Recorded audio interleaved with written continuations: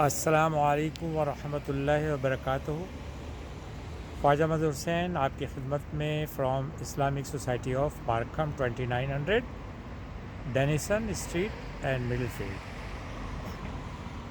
تو آج انشاءاللہ تعالی وہ حدیث جو مولانا معاذ عبدالرحمن نے عشاء کی نماز کے فوراً بعد بتائی، اس کا مختصر اپنے الفاظ میں میں آپ کی خدمت میں پیش کر دیتا ہوں انشاءاللہ تعالی۔ بہت ہی زبردست، بہت ہی زبردست، اور ان کی حدیثیں اور ان کے مسئلے مسائل جو بتاتے ہیں عشاء کے بعد، تو اس کو دیکھتے ہوئے میں یہ کہتا ہوں کہ وہ میرے استاد ہیں اور ہم سب کے استاد ہیں۔ جس طرح سے مولانا عبدالرشید ہمارے استاد ہیں، اسی طرح سے مولانا معاذ عبدالرحمن ہمارے استاد ہیں۔ ہم ان سے بہت کچھ سیکھ رہے ہیں۔ اللہ سبحانہ و تعالیٰ ان کو لمبی عمر دے اور ہم لوگ ان سے زیادہ سے زیادہ فائدہ اٹھائیں انشاءاللہ تعالیٰ، اور ہم سب کو جنت الفردوس میں جگہ دے اور وہ ہمیں اسی طرح سے جنت میں جانے کے راستے بتاتے رہیں۔ اچھا، تو کیا اب اصل چیز کی طرف میں آتا ہوں آپ کے پاس۔ انہوں نے فرمایا کہ ایک شخص نے ان سے پوچھا کہ آپ کہتے ہیں کہ حدیث ہے کہ جو شخص عرفات کا روزہ رکھے گا اس کے 1 سال پہلے کے گناہ معاف اور 1 سال آنے والے سال کے بھی گناہ معاف۔ تو انہوں نے کہا یہ کیسے ہو سکتا ہے؟ تو اس کی تفسیر انہوں نے اس طرح سے بیان کی مولانا نے، میں کوشش کروں گا کہ میں اپنے الفاظ میں صحیح طریقے سے آپ کو بتا سکوں۔ انہوں نے فرمایا کہ آنے والے سال کے جو گناہ معاف ہوں گے وہ اس طرح سے ہوں گے۔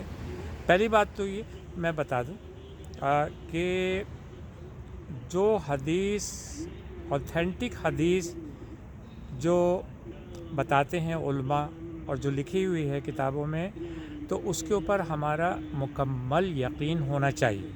اس میں کسی قسم کی کوئی کویشچن آنسر نہیں، بس حدیث ہے، اوتھینٹک ہے، ہم اس کو قبول کرتے ہیں، ہم مانتے ہیں، بس ختم۔ اچھا، دوسری چیز یہ کہ جو آنے والے سال کے بارے میں انہوں نے کہا کہ سارے گناہ کیسے معاف ہو جائے، تو جو شخص عرفات کے دن میں روزہ رکھتا ہے اس کے ثواب اتنے زیادہ ہوتے ہیں، اتنا زیادہ ثواب ہے کہ اندازہ نہیں ہو سکتا ہے، اور اس کے اکاؤنٹ میں، جو شخص عرفات کا روزہ رکھ رہا ہے اس کے اکاؤنٹ میں وہ ثواب جمع ہو جاتا ہے، وہ جمع رہتا ہے۔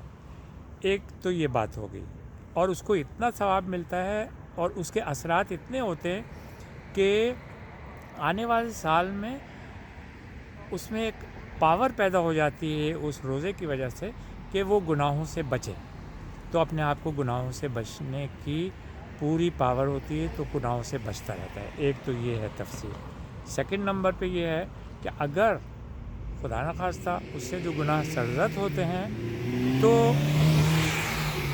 وہ جو ثواب اس کے اکاؤنٹ میں جمع ہو گیا ہے ایک روزے کی وجہ سے، اتنا زیادہ اس اکاؤنٹس میں سے بیلنس ہوتا رہتا ہے، اس اکاؤنٹس میں سے وہ جو گناہ کرتا ہے وہ معاف ہوتے رہتے ہیں، اس اکاؤنٹ میں سے اس کے گناہوں کا بیلنس ہوتا رہتا ہے، اور اس میں سے وہ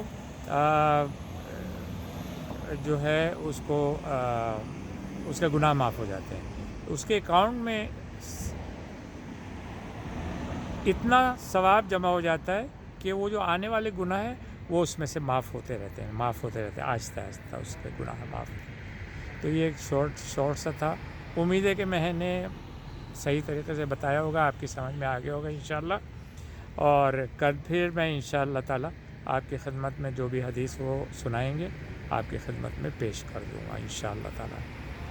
اور ایک یہ 2 شعر ہیں: مولا یا صلی وسلم دائما ابدا علی حبیبک خیر الخلق کلہم محمد سید الکونین والثقلین محمد سید الکونین والثقلین والحبیب. صدق اللہ العظیم. السلام علیکم ورحمۃ اللہ وبرکاتہ.